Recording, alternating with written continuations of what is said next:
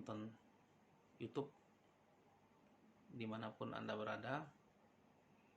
Pada malam hari ini atau pada kesempatan kali ini saya akan membahas satu hal yang seringkali sangat penting, yaitu apa sebenarnya dampak dari gula darah yang selalu tinggi atau selalu di atas 200 pada penderita diabetes terutama ya. Karena dalam praktek sehari-hari banyak sekali pasien-pasien diabetes atau kencing manis ini datang ke poliklinik atau ke praktek dokter itu dengan keluhan yang bermacam-macam. Ada yang mengeluh kakinya kesemutan, kebas-kebas, ada yang sampai mati rasa kakinya, ada juga yang mengeluh matanya kabur atau penglihatan kabur, ada juga yang mengeluh dengan badannya lemas, atau keluhan-keluhan yang lain yang banyak sekali sering kita jumpai di poliklinik. Karena secara statistik berdasarkan pengalaman kita, 30% pasien yang datang ke poliklinik penyakit dalam didominasi oleh penderita diabetes atau kencing manis selain hipertensi atau darah tinggi. Artinya apa? Penyakit diabetes ini sudah menjadi semacam penyakit tren di masyarakat Indonesia ya. Tidak hanya di kota-kota besar ya, tapi juga di daerah-daerah atau kota-kota kecil atau di pedesaan bahkan mungkin banyak yang sudah terjangkit atau menderita penyakit diabetes ini.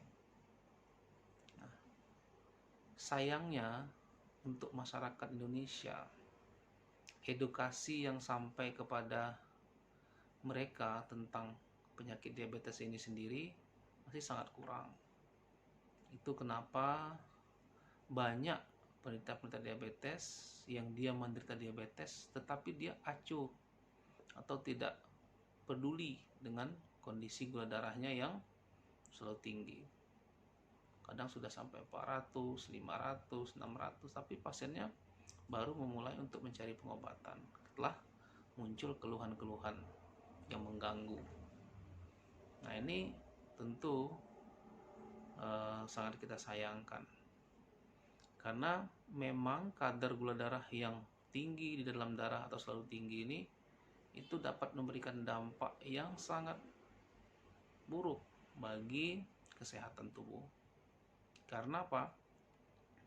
Karena gula darah yang selalu dibiarkan tinggi di dalam darah itu akan menyebabkan mudahnya terjadi endapan-endapan ya, melalui reaksi kimia tertentu ya. Ini akan berdampak lama-kelamaan timbullah apa yang disebut sebagai disfungsi endotel atau kerusakan dari struktur bagian terdalam dari pembuluh darah tersebut. Yang tadinya intak atau mulus ya, dia lama-kelamaan ini akan mengalami kerusakan sedikit demi sedikit.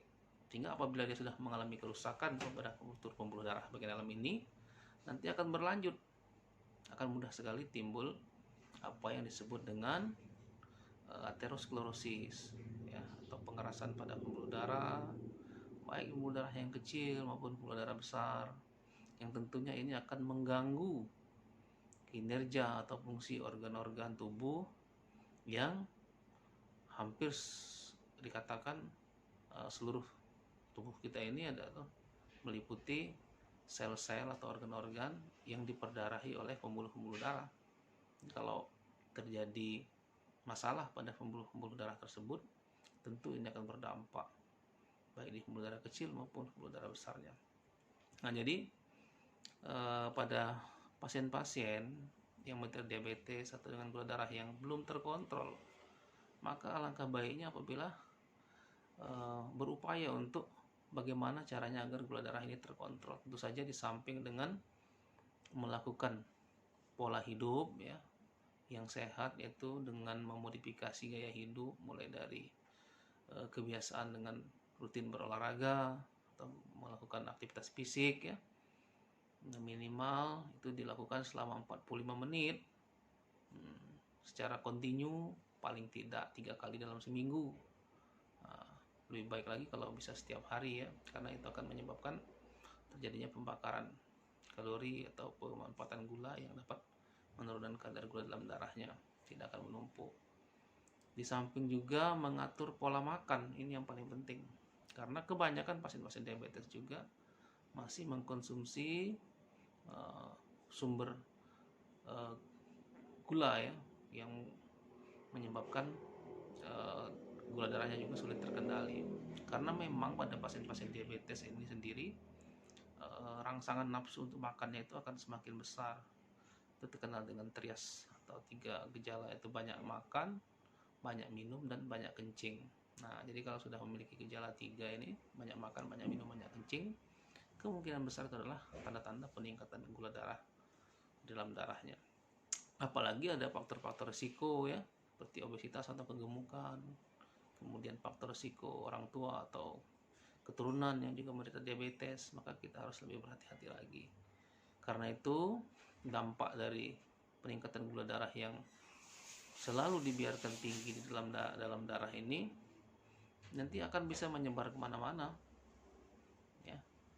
Bisa dia berdampak ke pembuluh darah kecil di mata, kemudian di ginjal, itu bisa merusak dari struktur mata, retina mata, yang lama-kelamaan dia akan menjadi kabur penglihatannya, ditambah juga mempermudah pengeruhan lensa mata ya, sampai jadi katarak ya. Jadi kalau tidak cepat diobati karena gula darah yang terlalu tinggi. Dan juga bisa menyebabkan kerusakan pada ginjal, nah, yang dikenal dengan nama nefropati diabetik ya, atau penyakit ginjal pada penderita hipertensi yang biasanya udah lama.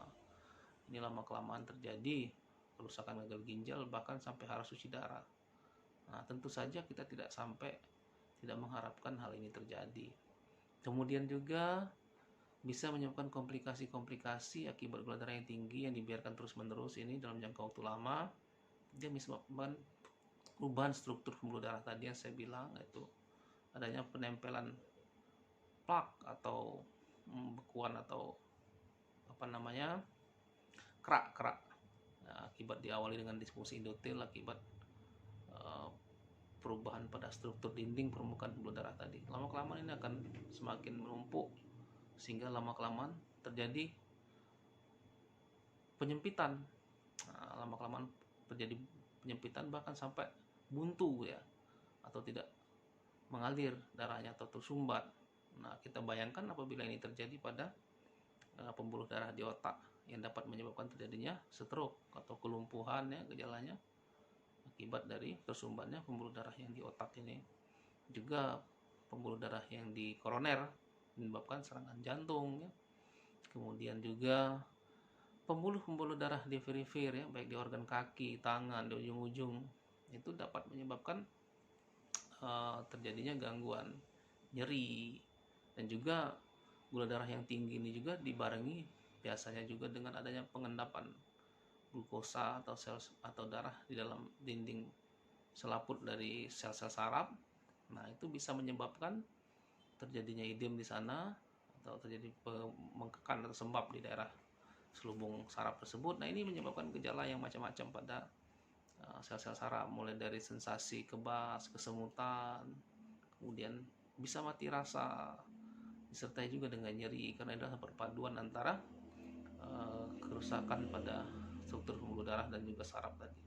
Dan juga ini menjadi faktor penting juga untuk timbulnya infeksi biasanya. Karena kenapa?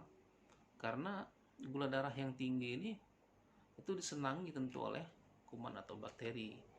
Nah, biasanya gula darah yang tinggi salah satunya apabila dia terinhalasi atau terhirup kuman bakteri, misalkan saja kuman seperti kuman tuberkulosis atau TBC, ini mudah sekali menyerang orang-orang dengan penderita diabetes, karena begitu banyak sekali kita temukan orang-orang dengan diabetes atau gula darah tinggi, dia juga menderita penyakit paru-paru atau TBC yang disertai dengan gejala awalnya itu batuk kronis yang lebih dari 2 minggu, sudah diobatin juga belum ada perbaikan, sehingga lama-kelamaan setelah dilakukan pemeriksaan ronsen atau diberikan pemeriksaan dahak, ternyata positif mengandung kuman TBC. Tentu ini karena gula darahnya yang terlampau tinggi kita biarkan. Ini juga termasuk keluhan yang akibat adanya sensasi saraf yang berkurang karena mati rasa tadi.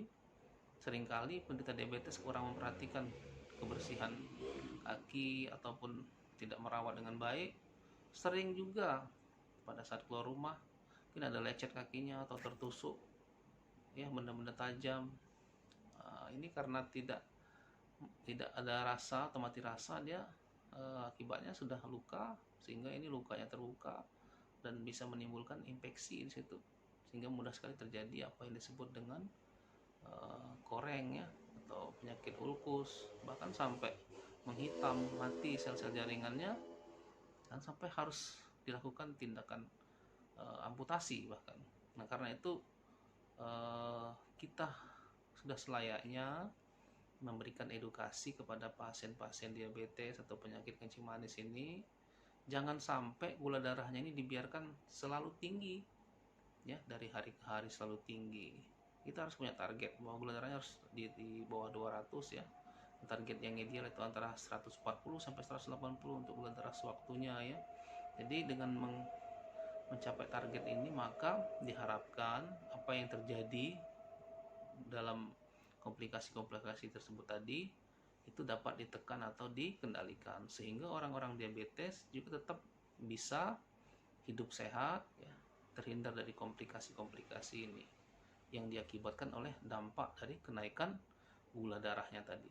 Karena itu kita berpesan bagi penderita diabetes atau mereka yang keluarganya ada menderita diabetes, alangkah baiknya apabila untuk selalu mengontrol gula darahnya ini dengan cara melakukan modifikasi gaya hidup ya, mulai dari rutin berolahraga atau beraktivitas fisik, kemudian mengatur pola makannya, dan juga mentaati program pengobatan yang sudah dianjurkan oleh dokter atau medis setempat ya.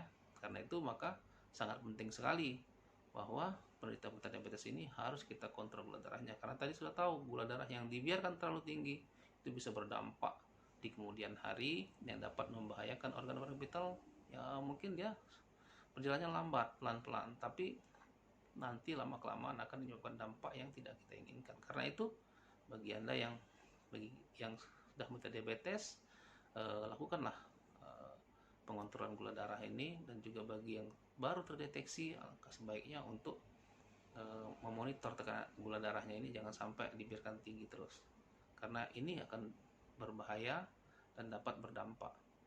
Mudah-mudahan kita semua dapat memberikan informasi ini kepada mereka yang memerlukan dan bisa bermanfaat bagi penderita diabetes tentunya, dan mereka yang dengan gula darah tertinggi yang belum teratur. Jangan putus asa, tetap semangat untuk mengontrol gula darah, untuk melakukan terapi pengobatan ataupun langkah-langkah untuk menurunkan gula darahnya dari modifikasi gaya hidup ya, kemudian berolahraga, menjaga pola makan, dan juga tentunya dengan rutin melakukan pengobatan yang teratur. Demikian mungkin yang dapat kita sampaikan pada saat ini.